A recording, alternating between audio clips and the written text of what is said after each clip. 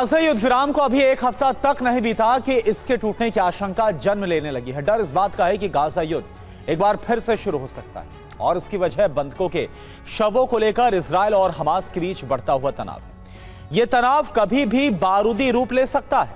आप देखिए, गाजा में फिर एक बार ऐसा ही बारूदी दौर शुरू हो सकता है। इस बात की प्रबल संभावना है कि आईडीएफ के फाइटर जेट किसी भी वक्त गाजा पर बमबारी शुरू कर सकते हैं, जिसकी वजह है इजरायल और हमास के बीच बंधक शवों को लेकर शुरू हुआ विवाद।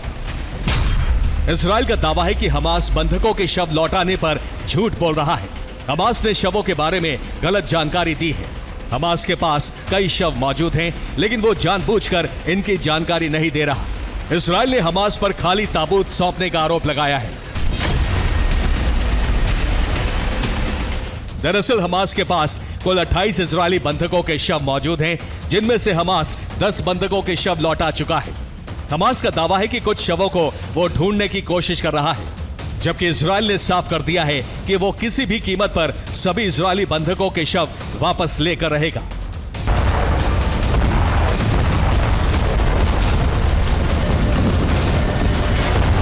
इसे लेकर बेंजामिन नेतन्याहू ने डोनाल्ड ट्रंप से भी फोन पर बात की।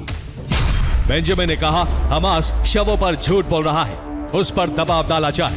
ट्रंप ने कहा मुझे स्थिति की जानकारी है, मैं इस पर काम कर रहा हूं। शवों को लेकर पैदा हुए तनाव के बीच ट्रंप के विशेष दूत स्टीव विटकॉफ 24 घंटे बाद मिडिल ईस्ट दौरे पर जा सकते हैं, जहां वो कई मध्यस्थों से मुलाकात कर सकते हैं।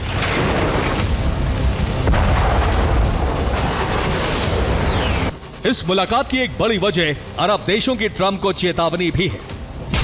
इजरायली अखबार हियोम की रिपोर्ट में दावा किया गया है कि सऊदी अरब, बहरीन और यूएई ने ट्रंप को चेतावनी दी है।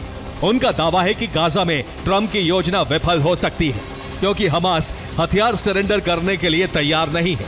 खाड़ी देशों ने साफ कर दिया है कि जब तक हमास सरेंडर नहीं करता, तब तक पुनर्निर्माण का काम शुरू नहीं हो सकता।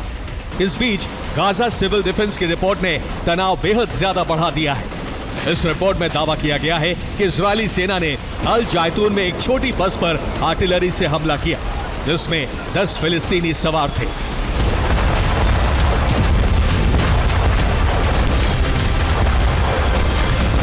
इसके अलावा खान यूनुस के पास भी आर्टिलरी से बारूद दागा गया, जिसके बाद इलाके से धुआं उठने की एक तस्वीर भी सामने आई है।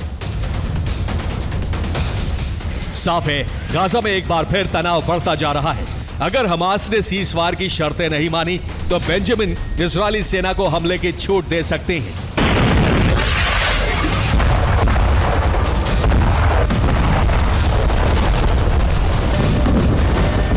जो गाजा युद्ध के अगले चरण की शुरुआत होगा। Bureau report, TV9 Bharatvarsh.